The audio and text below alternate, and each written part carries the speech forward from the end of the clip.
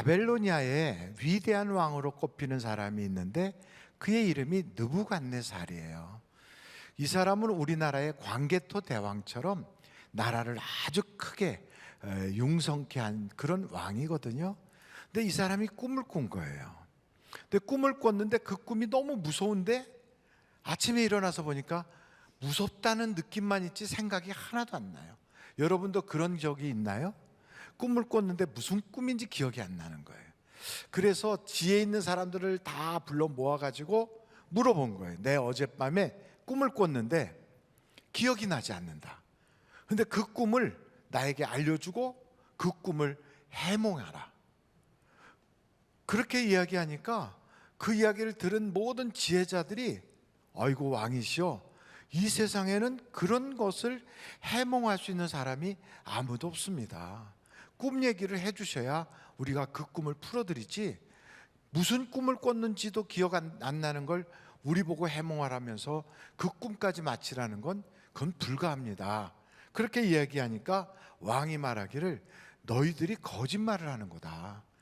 그 내가 꿈을 꾼 것을 이야기해주면 그게 진짜 맞는 해몽을 한 건지 틀리는 해몽을 했는지 어떻게 하냐. 내가 꾼 꿈을 내가 모른다고 할 때 너희들이 그 꿈도 맞추고 해몽도 해야 그게 진짜 제대로 해몽한 게 아니냐. 그러니까 그 지혜자들이 말하기를 아이고 왕이여, 그거는 사람은 못합니다. 그건 신들만이 할 수가 있습니다. 그때 이 왕이 화가 나가지고 저들을 다 죽여라. 그리고 나한테 하나도 도움이 안 된다 그러면서 지혜자들을 다 죽이라고 하니까 누가 죽게 생겼냐면 그 자리에 참석도 한 적이 없는데 그런 일이 있는지도 모르고 있는 다니엘하고 그 친구들도 죽게 됐다는 거예요. 느부갓네살 같은 왕은 굉장한 사람이에요. 전쟁에 나가도 눈 하나 깜짝하지 않고 그냥 뭐 엄청난 일들을 막 헤쳐나가는 그러한 사람이거든요. 그래서 그의 업적을 보면 어마어마해요. 그런데도 꿈 하나 꾸고도 그 꿈이 무슨 꿈인지 잊어버렸다고 두려워하고 걱정하고 남을 죽일 만큼 막 이렇게 아주 몸둘 바를 몰라 하지 않아요? 이런 것 보면 아무리 대단한 사람이라 할지라도 다 사람은 약해요. 그러니까 우리가 세상을 살면서 야, 아무개는 엄청난 능력자야, 누구누구는 굉장한 분이야, 그래도 다 사람은 약해요. 그래서 약하기 때문에 마귀가 우리를 두려움을 줘가지고 우리를 조종을 해요.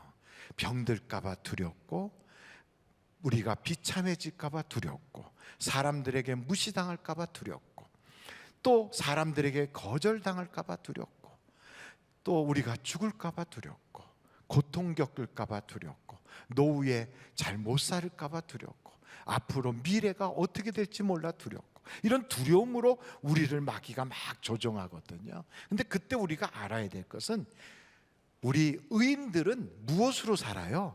믿음으로 사는 거예요. 한번 절 따라해볼까요? 의인은 믿음으로 사는 거다. 다시 한번 크게 합니다. 의인은 믿음으로 사는 것이다. 그러니까 성경에 예수 안에 있는 자는 망한다고 그랬어요? 흥한다고 그랬어요? 흥한다고 돼 있어요. 하나님이 나를 세상 끝날까지 지켜주신다는 거예요. 그러니까 난 망했어, 난 죽을 거야, 이렇게 말하지 말고요, 아무리 두려움이 막 밀려와서 그러잖아요. 성경에 보면 그냥 갈릴리 바다를 지나가는데 그 노를 젓고 있는 제자들이 풍랑이 일어나니까 아이고 우리 죽었다, 죽게 되는 우리를 돌아보지 않습니까 하고 막 두려워 벌벌 떨잖아요. 예수님 제자들도 그렇게 두려워 떨어요.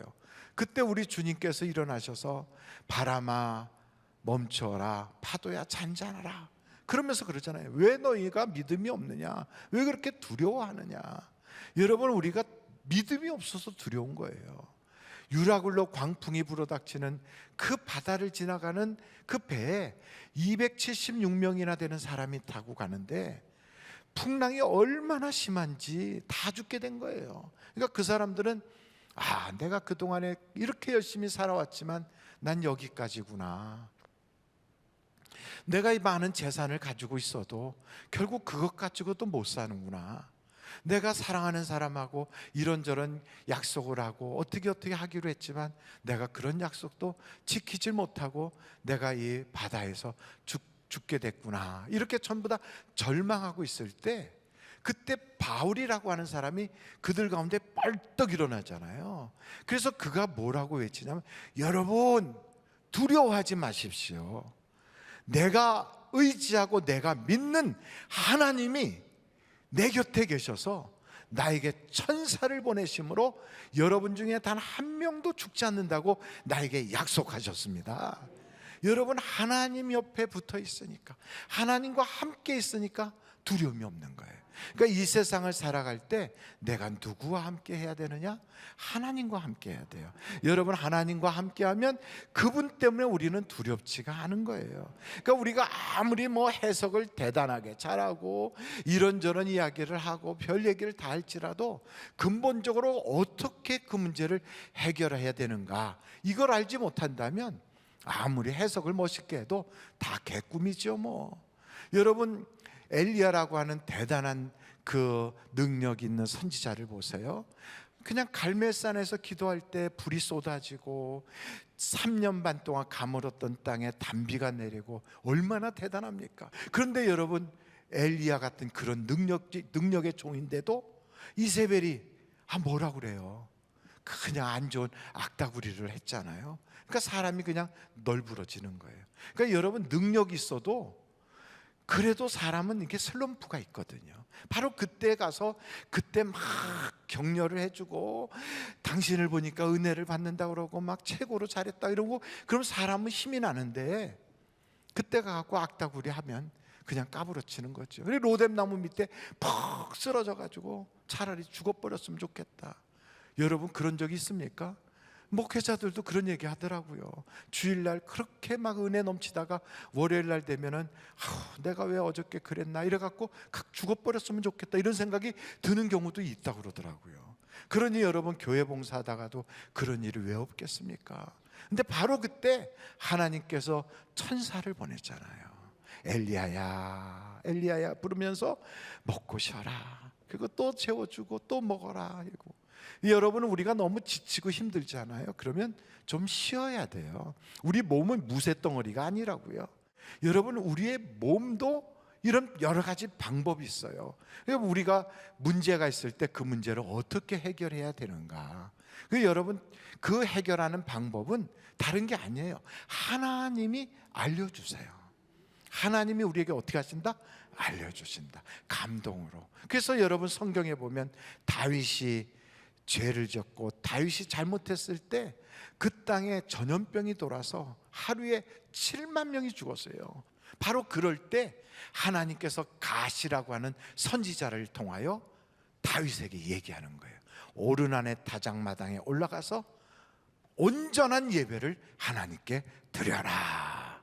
그러니까 여러분, 어떤 때는 내 인생의 문제를 온전한 예배를 드림으로써 하나님이 해결해 주시겠구나, 이렇게 생각할 때도 있고요. 어떤 때는 감동이 와서 내가 김아무개를 조금 돌봐주라고 하나님이 그런 감동을 주시는구나, 이럴 때도 있어요. 또 어떤 때는 어떤 기관에 들어가서 봉사라고 하는구나, 또 기도하라고 하는구나, 어디 선교사님에게 후원하라고 하는구나, 어느 개척교회를 좀 도와주라고 하는구나, 이런 여러 가지로 우리에게 말씀을 통하여 혹은 기도 중에 하나님의 음성을 통하여 감동을 주실 때가 온다고요. 여러분, 여기 성경을 보면 다니엘서 2장 17절을 한번 보겠어요. 같이 한번 읽어보실까요? 시작. 이에 다니엘이 자기 집으로 돌아가서 그 친구 하나냐와 미사엘과 아사랴에게 그 일을 알리고 하늘에 계신 하나님이 이 은밀한 일에 대하여 불쌍히 여기사 다니엘과 친구들이 바벨론의 다른 지혜자들과 함께 죽임을 당하지 않게 하시기를 그들로 하여금 구하게 하니라. 그러니까 시간을 놓고 하나님께 기도하겠다고요. 여러분, 이렇게 기도하다 보면 하나님께서 깨닫게 하시고 하나님이 문제를 해결해 주시거든요. 그러니까 마라의 쓴물을 만났던 이스라엘 백성 보세요. 3일 길을 걸어간 거예요. 근데 3일을 가도록 마실 물이 없어서 다 물 한 모금을 못 마셨어요. 사람의 신체적인 조직이 3일을 물을 못 먹으면 죽는다는 거죠. 이제 죽게 됐는데 그때 마침 이 연못이 있는 거예요. 와, 살았다 하고 가서 막상 마셔보니까 이게 독물이에요. 썩은 물도 이런 물이 없어요.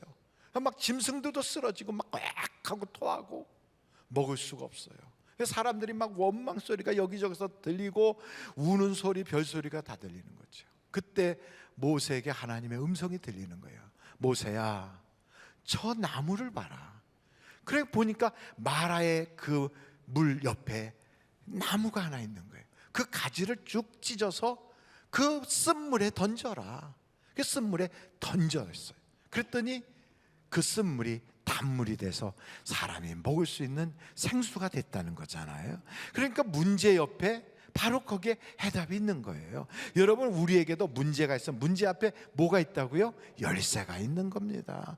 멀리 있질 않아요. 하나님이 우리의 인생에 어떤 자물통을 만들면 그 자물통 만들 때 꼭 열쇠도 같이 만들거든요. 그래서 절대로 우리의 인생에 어려운 문제가 있을 때 실망하고 낙심하지 말고 하나님께 기도하면 역사가 나타나요. 기도하다 보면 하나님이 반드시 보이게 해주시거든요. 역대하 20장을 한번 보실까요? 1절이에요. 역대하 20장 1절. 그 후에 모압 자손과 암몬 자손들이 마온 사람들과 함께 와서 여호사밧을 치고자 한지라. 여기서 그 후에라고 그랬어요. 그 후에. 그 후에가 언제냐면 이 여호사밧이 왕이지만 겸손하게 하나님을 위하여 전도도 하고 그냥 사람들로 하여금 하나님 믿게 하려고 가진 애를 다 쓴 바로 그 후에예요. 그럼 여러분, 이렇게 충성하고 하나님께 열심을 내면 무슨 생각을 할까요? 하나님이 나에게 복 주시겠지? 하나님이 나에게 좋은 것 주실 거야. 내가 지난주에는 그렇게 정말 간절히 예배를 드렸으니까 이번 주에는 좋은 일이 있을 거야. 내가 지난주에는 내가 그렇게 어떤 아무개에게 남몰래 구제도 하고 좋은 일을 했으니까 하나님이 나에게 갚아주실 거야. 이런 생각을 딱 했는데 웬걸 어려운 문제가 아주 막 그냥 여러 사람이 합심하여 나에게 막 공격을 해오는 거예요. 여러분, 이런 일을 탁 당하면 사람들이 무슨 생각을 하냐면 하나님이 살아계시면 어떻게 내게 이런 일이 있을 수 있어? 아니, 어떻게 내가 주를 위해서 이렇게 애를 썼는데 하나님께서 나에게 이렇게 대접할 수가 있나? 하나님, 이러시면 안 되죠. 막 이렇게 이야기하기가 쉽단 말이죠. 근데 여러분, 해석을 잘하라고 그랬어요. 뭘 잘하자고요? 예, 한번 크게 말해. 해석을 잘하자. 여러분, 꿈을 꿔놓으면 해석을 잘해야 되거든요. 근데 이런 인생의 문제도 그 해석이 곧 나의 믿음이라고요. 여러분, 믿음대로 되는 거거든요. 근데 해석을 잘하는 거예요. 어떻게 해야지 해석을 잘합니까? 여기서 이런 어려운 문제가 딱 생길 때, 그래, 하나님께서는 내게 더 좋게 하시려고 이렇게 하시는 거야. 이걸 이렇게 해석하는 거예요. 어떤 사람은 그러더라고요. 문제는 남루한 포장지에 싸서 주시는 하나님의 선물이다. 이렇게 말하는 분도 계세요. 그걸 통하여 우리가 신앙 체험도 하게 하고 그걸 통하여 기도도 하게 하니까, 그래서 해석을 잘해야 되는 거예요. 이게 여호사밧은 그런 일이 생겼을 때 하나님께 기도하잖아요. 근데 이렇게 여호사밧이 기도할 때 보면 특징이 있어요. 여러분, 한번 8절부터 보실까요? 역대하 20장 8절이에요. 그들이 이 땅에 살면서 주의 이름을 위하여 한 성소를 주를 위해 건축하고 이르기를, 만일 재앙이나 난리나 견책이나 전염병이나 기근이 우리에게 임하면 주의 이름이 이 성전에 있으니 우리가 이 성전 앞과 주 앞에 서서 이 환난 가운데서 주께 부르짖은즉 들으시고 구원하리라 하였나이다. 그러니 내가 기도하면 하나님 응답 주셔야죠. 이 얘기예요. 여러분, 우리 교회가 1985년도에 막 여기 와서 이제 건축을 했거든요. 막 건축할 때 그때 엄청난 어려움이 있었어요. 제가 그때 마침 유학 생활하다가 한국에 잠깐 들어왔었는데 오니까 이 예배당 건축은 대충 다 끝났는데도 안에 바리케이트를 다 쳐서 예배를 드리지 못하게 막 다 막아놨더라고요. 그거 왜 그랬나 하고 보니까 교회에서 그 일하시더니, 교회가 아니라 이제 건축업체에 하청을 맡아서 일하시던 그 회사에 노동하시는 분들이 임금을 하나도 못 받은 거예요. 그렇게 일을 했는데. 그 당시에 여기서 이 건축을 맡았던 회사에, 그 회사가 교회에서는 돈을 받아갔는데 그거를 이제 여기 근처 가까운데 어디 다른 데서 공사하면서 그쪽에다 막 쓰다 보니까 여기서 일하는 사람들한테 임금을 못 준 거죠. 그랬더니 이분들은 받을 돈을 못 받으니까 막 교회에다가 돈을 달라고 하지만 교회는 이미 그 회사에다 돈을 줬으니까 못 주는 거죠. 그러니까 그분들도 나름대로 받으려고 그냥 여기다가 다 바리케이트를 쳐놓은 거예요. 주일날 되면 예배를 회로 들어가야 되는데 여기를 이 안에까지, 내부까지 전부 다 막 철조 막 그런 구조물을 다 갖다 안에다 채워놔 버렸어요. 그러니까 토요일날 저녁만 되면 권사님들도 오시고 막 이래가지고 이거를 그냥 막 끄집어내고, 그 원로 목사님도 벤치 가지고 갖고 그걸 막 자르면서 그걸 끄집어내고, 그러다 보니까 몸싸움도 하고, 저도 몸싸움 하다가 저 송파 경찰서에 끌려도 가고 그럴 때예요. 그러니까 참 힘들 때죠. 얼마나 그 사람들과의 갈등이 심했는지. 그런 상태에서 우리 교회는 또 이런 건축하는데 그 당시에는 뭐 지금같이 이렇게 뭐 은행이 잘 돼가지고 이렇게 하는 게 아니라 그런 돈이 없으니까 이제 여기저기서 사채를 끌어다가 돈을 준 거거든요. 그러니까 이제 사채 받은 데서 이제 거기서 또 이자를 갚으라, 원금을 갚아라 막 이러니까 교회가요 재정적으로도 어렵고 성도들은 또 보문동 쪽에서 오질 못하니까 굉장히 힘들고 예배는 드릴 수 없도록 이 안에는 이 지경이 되고 말이 아니었거든요. 그거 어떻게 했습니까? 그래서 원로 목사님이 저 지하에, 지금은 저 식당으로 이렇게 돼 있는데 거기 가셔서 거기서 엎드려서 기도를 하신 거예요. 그때 기도할 때 우리 교회는 빚에 빚을 지고 있었거든요. 도저히 불가능하고. 그래서 한 18분 정도 되는 장로님들 중에 한 17분이 다 떠났어요 그때. 그러면서 그 가족들도 다 나가 버렸어요. 그러니까 교회가 부도나기 직전의 회사처럼 완전 무너진 그런 회사죠. 울고불고 하나님께 매달려 기도한 거죠. 근데 참 이상한 건 기도하면 응답 주십니다.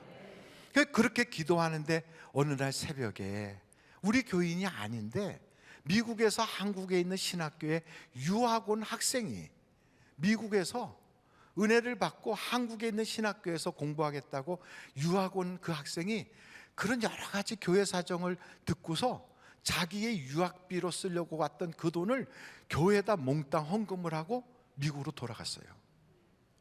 그러니까 여러분 기적이죠. 그 신학생은 무슨 생각했냐면 내가 앞으로 목회하는 것보다 무너지는 교회를 하나 세우는 게 더 중요하다. 그리고 돈은 또 가서 모으면 되지, 이 생각을 해가지고 가지고 있었던 돈을 몽땅 헌금을 했어요. 새벽에 눈물 흘려가면서 그렇게 기도하고 올라와서 새벽 기도할 때 많지도 않은 사람 모여서 새벽 기도하는데 그때 봉투가 딱 나왔는데 그 헌금 봉투로 교회의 빚을 일부 갚게 된 거거든요.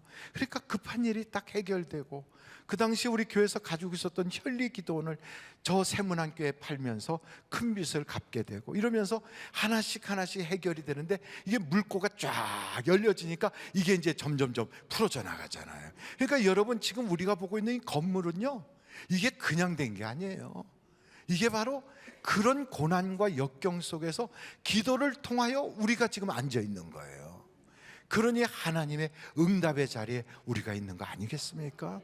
여러분 기도하면 하나님은 반드시 응답 주시는 걸 믿으시기를 간절히 바랍니다. 그런데 그냥 기도가 아니라 여기 보니까 여호사밧은 하나님의 말씀을 붙잡고 기도했다는 거예요. 근데 기도를 한다고 다 응답 주시는 게 아니더라고요. 하나님은 누구에게 응답을 주시냐면 하나님의 자녀에게 응답을 주시지 마귀 자녀한테 응답 주는 건 아니잖아요. 그러니까 우리가 어떤 경우에 이제 아무개하고 재판이 걸렸다, 뭐 누구하고 지금 분쟁이 있다, 아무개 좀 우리 저 아들이 나가서 그 학교 갔었는데 그냥 학교에서 어떤 애가 막 어떻게 해가지고 우리 애가 뭐 다쳐가지고 왔다, 막 이러면 여러분 속에서 막 부화가 나고 그냥 속상하고, 그래서 그 사람에 대해서 막 미운 생각, 분노하는 생각 이런 게 막 들 수 있거든요. 그런데 성경은 그렇게 하면 기도의 응답이 없다는 거예요. 여러분 성경 한 구절을 우리가 볼 텐데 다 아시는 말씀이에요. 요한 1서예요. 3장. 요한 1서 3장 8절, 9절, 10절입니다. 죄를 짓는 자는 누구에게 속해요? 마귀에게 속하나니 마귀는 처음부터 범죄함이라. 하나님의 아들이 나타나신 것은 마귀의 일을 멸하려 하심이라.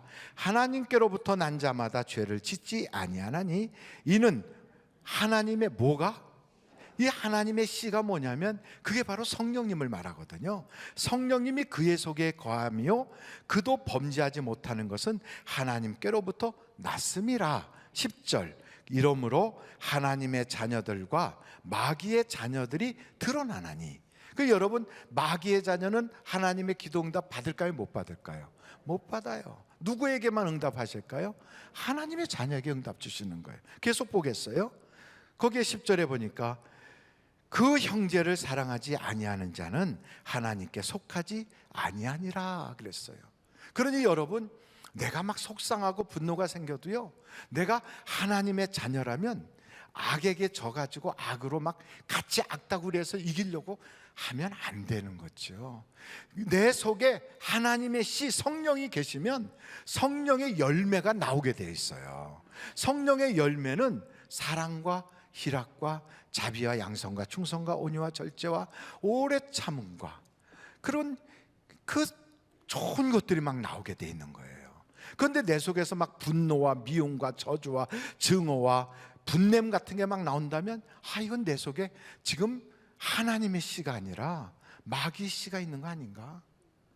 마귀의 자녀가 되면 하나님의 응답이 없는 거지요. 그래서 우리가 기도할 때 하나님 절대 마귀에게 져서 내 속에 마귀가 가득하지 않게 성령의 충만함을 받아서 의로 선으로 악을 이기게 하여 주시옵소서.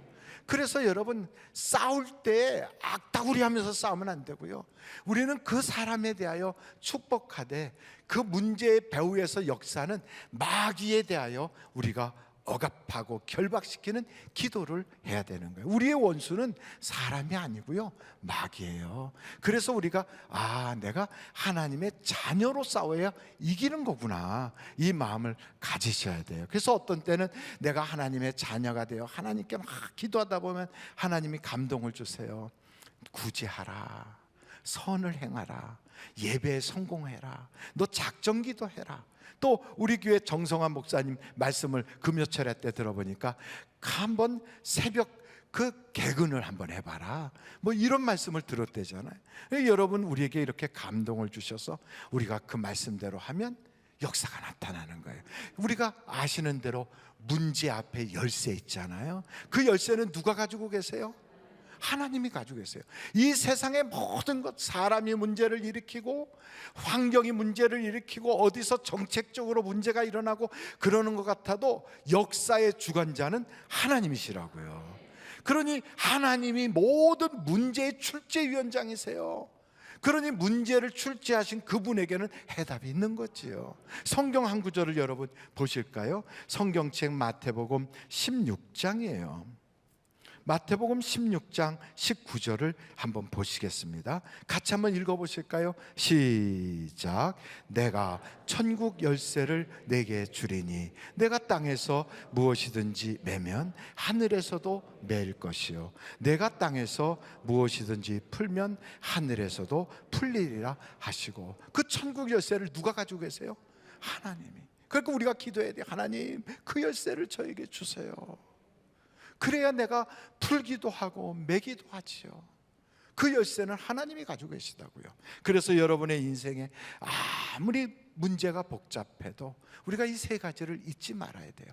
마귀는 나에게 두려움으로 지배하려고 한다. 절대로 거기에 넘어지지 말고 믿음의 해석을 하자.